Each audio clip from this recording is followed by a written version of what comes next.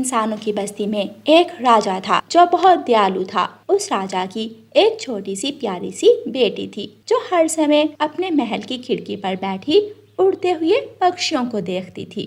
उन पक्षियों को उड़ता देखकर राजकुमारी का भी बहुत दिल करता था कि वो भी हवा में उड़े, वो भी हवा में उड़कर देखे कि कैसा महसूस होता है। रात को राजकुमारी अपने पिता राजा से कहती है, पिताजी, मेरा मन है कि मैं हवा में उड़ूं, हवा में उड़कर नीचे के सारे नज़ारे। राजकुमारी, आप हवा में नहीं उड़ सकती। कोई भी इंसान हवा में नहीं उड़ सकता। लेकिन वो पक्षी तो उड़ सकते हैं। लेकिन बेटी, इंसानों के लिए ऐसा मुमकिन नहीं। राजकुमारी उदास होकर अपने कमरे में जाती है और बिस्तर पर लेट जाती है। पहाड़ों वाले जंगल में बहुत से पेड़ सूख चुके थे। पक्षियों को दाना ढूंढने में बहुत मुश्किल होती थी। पक्षी सारा सारा दिन उड़ते, लेकिन उन्हें कोई फल और दाना नहीं मिलता था।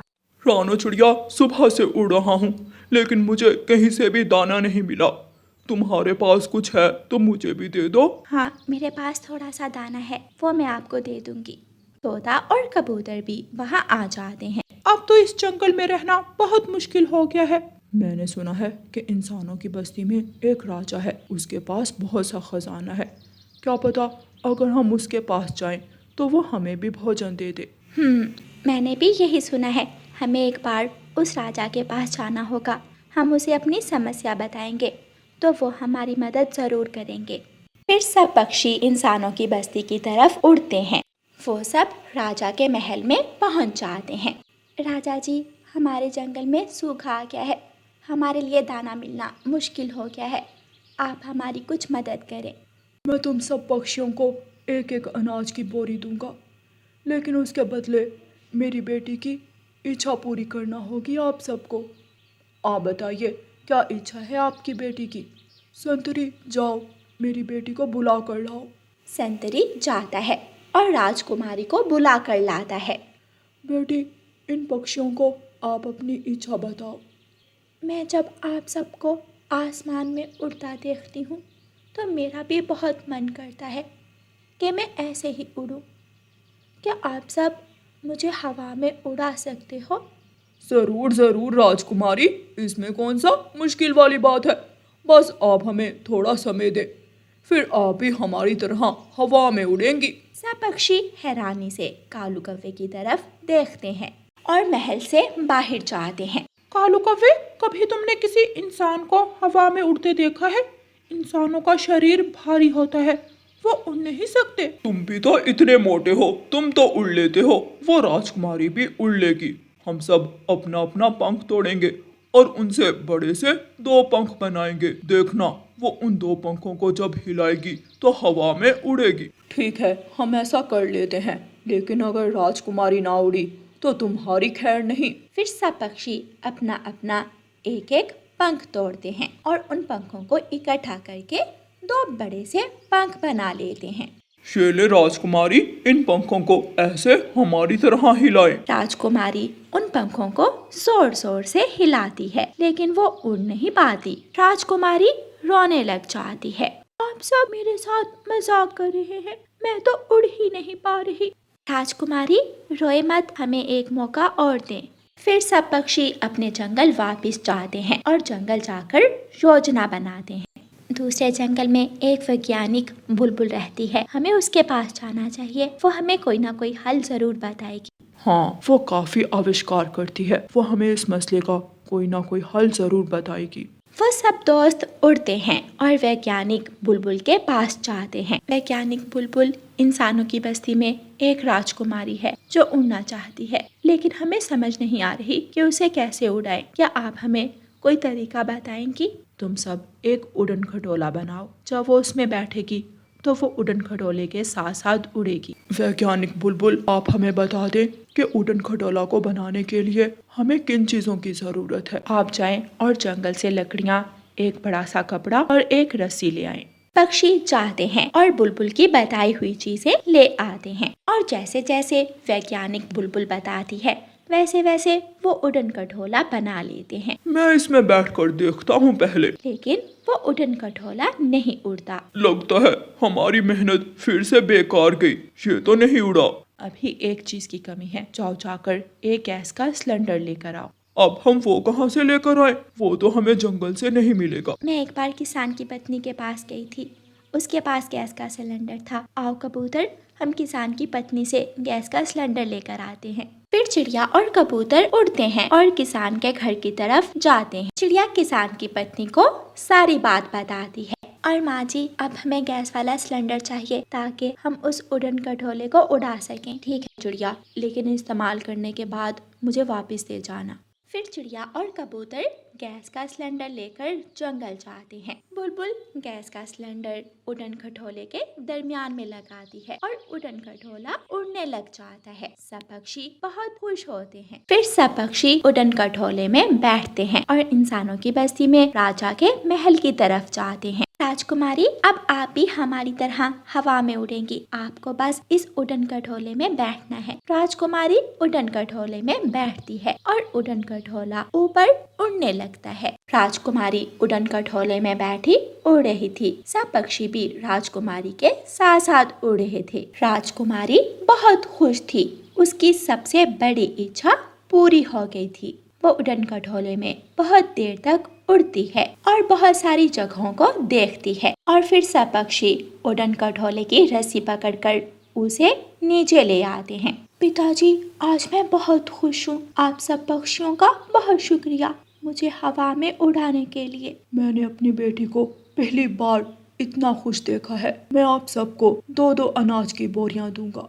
सब पक्षी खुश हो जाते हैं और राजा से अपना इनाम लेकर अपने जंगल वापस चले जाते हैं। प्यारे दोस्तों, इस कहानी को लाइक, अपने दोस्तों के साथ शेयर और चैनल को सब्सक्राइब करना बिल्कुल मत भूलना। आपका धन्यवाद। गौरी कवि तोते के मीठे फलों वाले पेड़ के पास जाती है। तोते तोते, प्यारे तोते, मुझे इस पेड़ से एक मीठा फल तोड़ने दे दो। क्यों? ये मेरा पेड़ है। मैंने इतनी मेहनत से इसे बड़ा किया और फल तुम्हें दे दूं? मैं तो तुम्हारी पड़ोसन ही हूँ, एक दे दोगे तो क्या ही हो जाएगा। निकलो यहाँ से। खुद तुम दोनों पति पत्नी कोई काम करते नहीं हो और बस मुफ्त की रोटियां तोड़नी आती हैं। इसीलिए मैं तुझे गंदी चोंच वाला तोता कहती हूँ। तुझे तो जरा भी किसी पर दया नहीं आती। गौरी तोते को बातें सुनाकर वहाँ से चली जाती है। दूसरी तरफ कालू कौवा कबूतर के खेत में जाता है। कबूतर कबूतर, मुझे इस खेत में से एक मकई का भुट्टा तोड़ने दे दो। मैं कल से बहुत भूखा हूँ। तुम्हें किसने कहा कि सारा दिन आवारा घूमो? तुम भी मेहनत करो, अपने खेत में फसल उगाओ। लेकिन तुम दोनों पति पत्नी ने तो कसम उठा रखी है काम ना करने की। बस बस, अगर दाना नहीं देना तो साफ साफ कहो। मेरी बेइज्जती करने की जरूरत नहीं है तुम्हें। हाँ, नहीं देना मैंने दाना। निकलो यहाँ से। मेरी पत्नी ठीक तुझे गंदी आंखों वाला कहती है। कालू भी कबूतर से लड़ झगड़ कर अपने घर वापिस आ जाता है।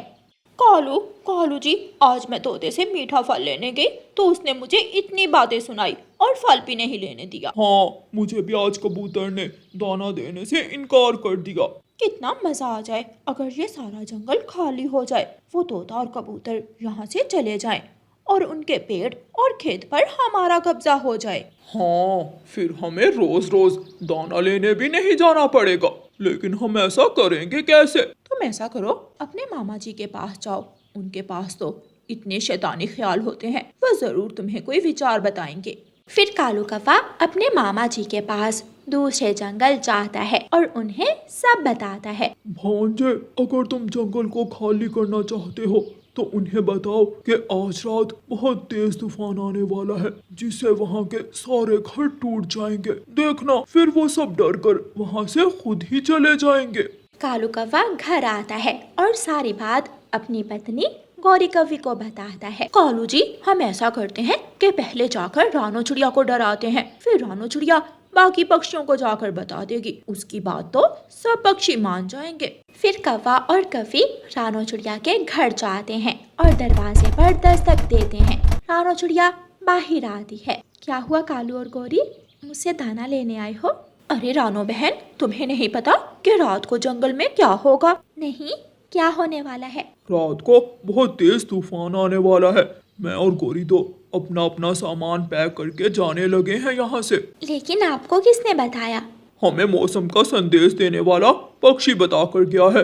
तुम भी अपना सामान पैक कर लो। हाँ, और बाकी पक्षियों को भी बताओ, वो भी यहाँ से जल्दी निकल जाएं, वरना सब मारे जाएंगे। रानो चिड़िया जल्दी से तोते के घर जाती है। तोते भैया जल्दी से अपना सामान पैक कर लें, रात को जंगल में बहुत तेज तूफान आने वाला है। रानो चिड़िया, अभी अभी तो मेरे पेड़ पर मीठे फल लगे हैं, उनको छोड़कर मैं कैसे जा सकता हूँ? तोते भैया जान ज्यादा कीमती है, जब तूफान खत्म होगा तब हम वापिस आ जाएंगे। फिर रानो चिड़िया कबूतर के घर जाती है और कबूतर को सब बताती है। मैंने तो अपना पक्का घर बनाया है, इसमें कुछ नहीं होगा। कबूतर भैया क्या पता तूफान की शिद्दत ये घर सह ना पाए, अभी इस समय जान बचाना ज्यादा जरूरी। फिर रानो चिड़िया अपने घर चली जाती है और सब पक्षी अपना अपना सामान पैक करना शुरू कर देते हैं और शाम होने से पहले पहले वो जंगल खाली कर देते हैं। कालू कौवा और गोरी कौवी भी बाकी पक्षियों के साथ वो जंगल छोड़ने का नाटक करते हैं, लेकिन जैसे ही बाकी पक्षी दूसरे जंगल की तरफ चले जाते हैं, कालू और गोरी तुरंत अपना रास्ता बदलते हैं और जंगल वापिस आ जाते हैं। वो अपना सामान घर में रखते हैं और खूब हंसते हैं। कालू, मुझे नहीं पता था कि इन पक्षियों को पागल बनाना इतना आसान होगा। आधा काम तो हमारा रानो चिड़िया ने ही कर दिया, सबको जंगल से निकाल कर। हाँ, अब तो सारा जंगल हमारा है, हम जहाँ चाहें वहाँ जा सकते हैं, जो फल खाना चाहें वो खा सकते हैं, कोई भी हमें नहीं रोकेगा। चलो अब तोते के मीठे फलों वाले पेड़ पर जाते हैं। वो दोनों पति पत्नी अपने घर से निकलते हैं और मिठू तोते के पेड़ पर जाते हैं और पेड़ से फल तोड़ तोड़ कर खाना शुरू करते हैं। इतना मीठा फल तो मैंने अपनी जिंदगी में कभी नहीं खाया। वो मोटी चोंच वाला ये सारे फल अकेले ही हड़प लेना चाहता था। कितना मजा आएगा जब वो जंगल वापिस आएगा तो उसके पेड़ पर एक भी फल नहीं होगा। गोरी, उस कबूतर ने भी मेरी बहुत बेइज्जती की थी। चलो पहले उसके खेत से सारे मकई के भुट्टे तोड़ लेते हैं और फिर उसके खेत को पानी से भर देते हैं। फिर वो दोनों ऐसा ही करते हैं और कबूतर के सारे खेत में पानी भर के मकई के भुट्टे अपने घर ले जाते हैं। कालू, ये आइडिया हमारे दिमाग में पहले क्यों नहीं आया? हम फजूल में दूसरों से दाना मांगते थे। अब जब भी दाना खत्म होगा हम दोनों ऐसा ही किया करेंगे। वो दोनों पेट भर कर दाना खाते हैं और सो जाते हैं। अचानक रात को बहुत तेज तूफान आ जाता है। तेज हवा और तेज बारिश जंगल में बरसना शुरू हो जाती है। तेज हवा के कारण पक्षियों के घोंसले हिलना शुरू हो जाते हैं। दोनों कालू और गोरी की आंख खुल जाती है। गोरी, यहाँ तो सचमुच का तूफान आ गया, हमारा घर तो जोर जोर से हिल रहा है। कालू जी, बारिश भी बहुत तेज है, हम दौड़कर किसी सुरक्षित जगह पर भी नहीं जा सकते। अचानक हवा और भी तेज हो जाती है। कालू और गोरी झूलते झूलते कभी घर की एक तरफ तो कभी दूसरी तरफ जा रहे थे और फिर उनका घर पेड़ की डाल से उलट जाता है और जोर से जमीन पर आकर गिर जाता है। कालू और गोरी भी घर के साथ नीचे जोर से गिरते हैं और वो दोनों बहुत बुरी तरह घायल हो जाते हैं। वो दोनों फूट फूट कर रो रहे थे। कालू, अगर कोई यहाँ होता तो हमारी मदद कर देता, लेकिन हमने तो सबको यहाँ से भगा दिया। गोरी, हमें हमारे झूठ की सजा मिली है, हमारे पंख टूट गए हैं, अब हम उड़ भी नहीं सकते। वो दोनों पति पत्नी अपने किए पर रो रहे थे और पछता रहे थे। प्यारे दोस्तों, इस कहानी को लाइक, अपने दोस्तों के साथ शेयर और चैनल को सब्सक्राइब करना बिल्कुल मत भूलना। आपका धन्यवाद। जंगल में ठंड का मौसम चल रहा था। मम्मा चिड़िया अपने घर की मरम्मत का काम कर रही थी। मम्मा चिड़िया के 2 बच्चे थे जो उसी पेड़ पर मम्मा चिड़िया ने थोड़ी दूर घोंसले में बिठाए हुए थे। मम्मा, आप थक गई होंगी। मम्मा, थोड़ी देर आप आराम कर लें। नहीं मेरी बेटी, मैं ठीक हूँ। मम्मा, भूख भी लगी है। बेटा, बस थोड़ा सा काम और बाकी है, फिर मैं अपने बच्चों को दाना ला दूंगी। उड़ता हुआ कालू कौवा वहाँ आता है। उसके पास कुछ लकड़ियाँ थीं। चिड़िया चिड़िया, मैं ये लकड़ियाँ घर बनाने के लिए लाया था, मगर अब मैंने सोचा है कि घर बनाना तो बहुत मुश्किल काम है। मैं किसी पेड़ की खोखर में ही ठंड के दिन गुजार लूंगा। कौवे भैया बहुत मुश्किल होगी। मुझे कोई दिक्कत नहीं है चिड़िया, ये लकड़ियाँ तुम रख लो, मुझे अब इनकी जरूरत नहीं है। कौवा कुछ लकड़ियाँ वहाँ रखकर चला जाता है। चिड़िया को भी घर की छत पर लगाने के लिए कुछ लकड़ियों की जरूरत थी, इसलिए चिड़िया वो लकड़ियाँ अपने घर की छत पर लगा लेती है। चिड़िया का घर बन जाता है और चिड़िया अपने नए घर में अपने बच्चों को बिठाकर उनके लिए दाना लेने चली जाती है।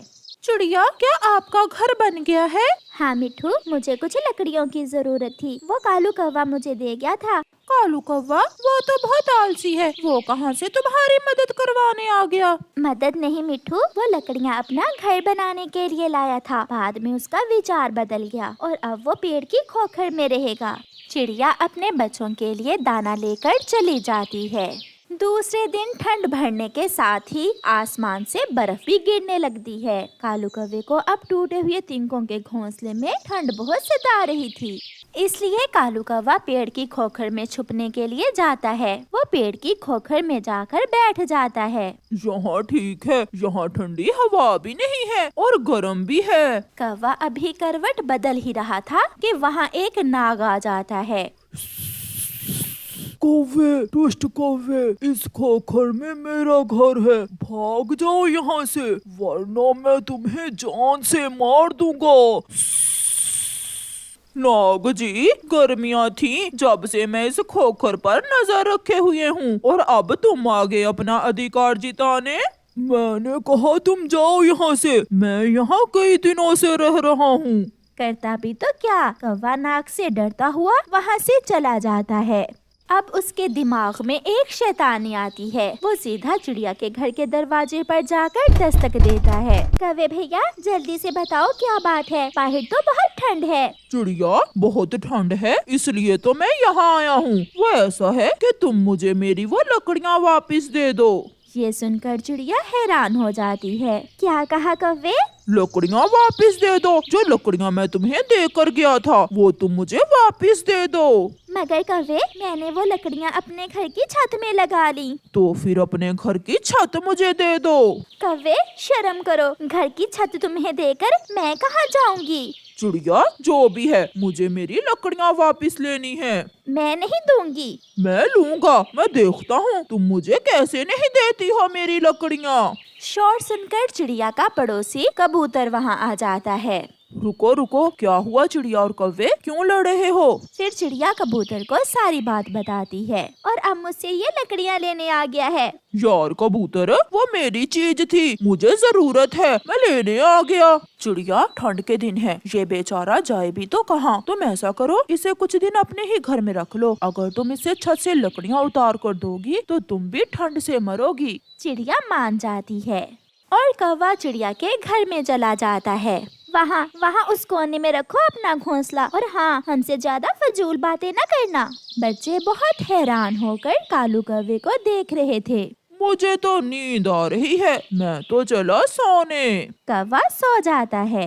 दूसरे दिन जब कौवा उठता है तो चिड़िया घर में नहीं थी और उसके बच्चे दाना खा रहे थे। कौवे को भी जोरों की भूख लगी हुई थी। कौवा बच्चों के पास जाता है। बच्चों बच्चों, खेल खेलें? हाँ, खेलते हैं अंकल। तो फिर अपनी आंखें बंद करो, मैं तुम्हें बंदर बनकर दिखाता हूँ।